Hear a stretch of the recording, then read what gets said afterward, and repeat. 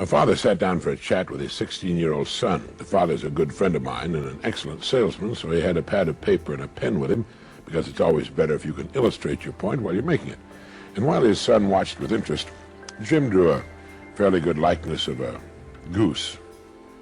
And behind the goose, he drew 3 eggs. And he said to his son, "Now, Jimmy, those are golden eggs, and that's the goose that lays the golden eggs. Now, if you had your choice of buying one or the other, which would you buy?" His son said, "Well, I'd buy the goose, of course."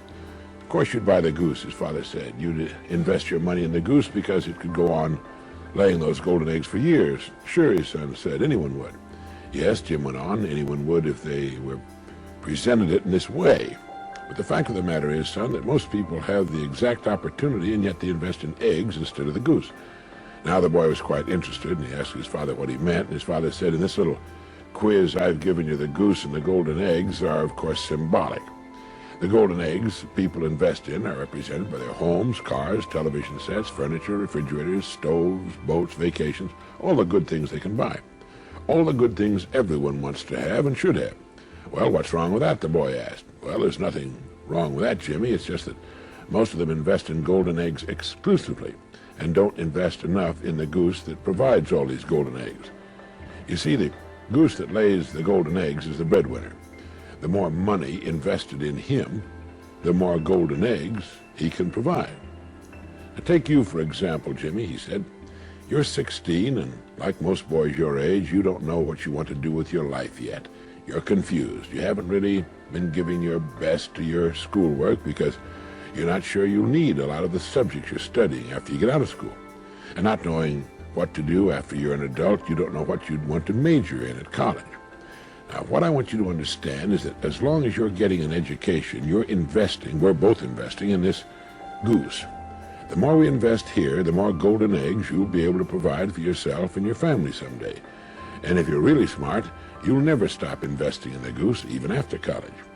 Each year, you'll invest a percentage of your income in your continuing education.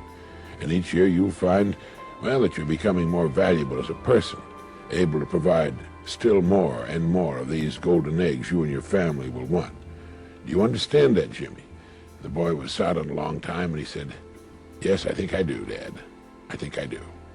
After my friend had his little illustrated talk with his son, as he told me later, the boy looked at the illustration a long time, and he picked it up, folded it, put it in his pocket, and went off to do his homework. For some time now, I've been interested in a discovery about human behavior called self-image psychology. You may already be familiar with the self-image idea. This is the principle that each of us is controlled by his mental picture of himself. If you've thought much about it, I'm sure you agree that a good self-image is vital to our happiness and to the achievement of our goals in life.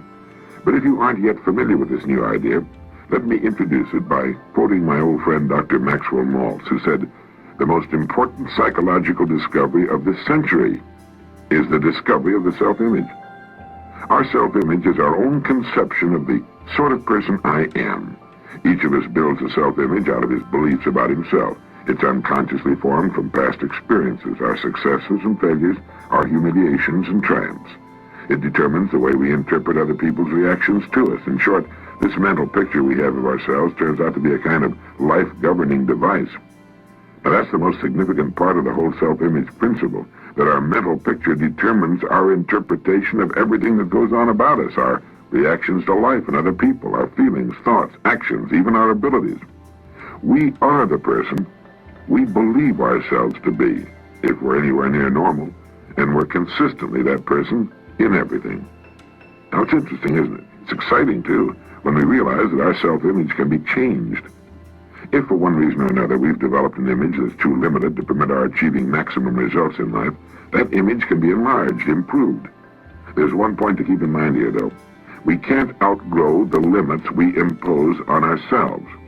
Our thoughts, habits, even our abilities must be those of the person we believe ourselves to be. We can set new limits in place of old ones, but we can't surpass the limits of our current self-image. There's a story about a Wisconsin farmer who was walking through his fields one day when he stumbled over a little glass jug in his pumpkin patch. Out of curiosity, he poked a young pumpkin through the neck of the jug, being careful not to break the vine. Then he placed his little experiment back on the ground and walked away. When harvest time came, the farmer was working his way down a row of big ripe pumpkins when he again came upon the glass jug. But this time it looked different. Picking it up, he discovered that the young pumpkin he had poked inside now completely filled its glass prison. Having no more room, it had stopped growing. The farmer broke the jug and held in his hand a runt pumpkin, less than half the size of all the other pumpkins and exactly the shape of the jug. Well, people aren't pumpkins, but our self-image is something like that jug. It determines the size and kind of person we become. The similarity ends with the fact that we can remove our self-imposed limitations by enlarging our self-image. We form a mental picture of ourselves through experience, and we can change that picture the same way, through experience. If the actual experience we need is not available to us, we can, according to self-image psychology, create that experience synthetically. Now, scientists agree that the human nervous system is incapable of distinguishing between actual experience and the same experience imagined vividly and in complete detail. Worry is a good example of this synthetic experience. When a person worries about something, he projects himself mentally, emotionally, even physically, into a situation that hasn't even occurred. The man who worries intensely about, well, say, failure, finds himself experiencing the same reactions that accompany actual failure, feelings of anxiety, inadequacy, and humiliation, and eventually headaches and an upset stomach.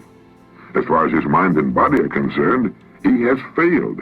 And if he worries about it long enough, if he concentrates on failure intensely enough, he will upset himself to the extent that he will fail, and he'll get sick. Now, everything can be used in either of two ways, positively or negatively, constructively or destructively. Worry is the negative use of creative imagination. It's a negative synthetic experience.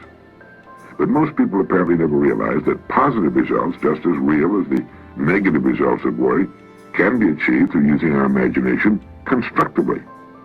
Our minds are complex and marvelous, but like electronic computers, they can only act on the data we feed them. The man who worries about failure is unwittingly defeating himself. He's feeding his mind the wrong data. If he spent the same amount of time visualizing success as he spends thinking about failure, he could reverse the process of synthetic experience. Instead of anxiety, he could develop confidence, self-assurance, poise, and a feeling of well-being would replace apprehension. By concentrating on the success he desires, by synthetically experiencing that success, he can expand his self-image into that of a person for whom success is normal, expected. Why not practice holding the self-image of the person you most want to become? This is the person you can become. If you feel you'd like to enlarge your self-image, then I'd like to invite you to join me in some image building. During the next few weeks, listen to this message at least once a day. This way you'll firmly implant in your mind the concept of the self-image. Use your spare moments to concentrate on your goals and the greater success you seek. Analyze your past successes and formulate ways your success can be increased in the future.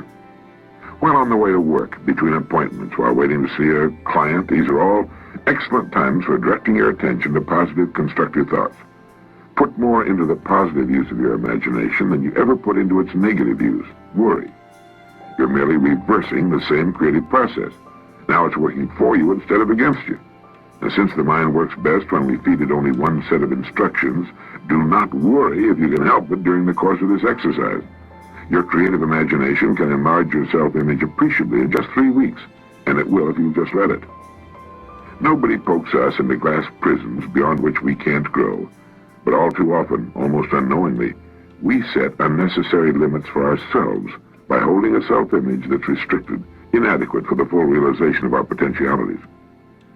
Each of us is, at this moment, the product of all his thoughts and experiences and environment up to this point.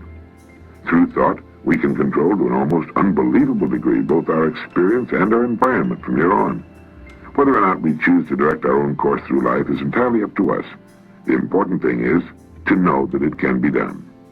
This is Earl Nightingale, and thank you.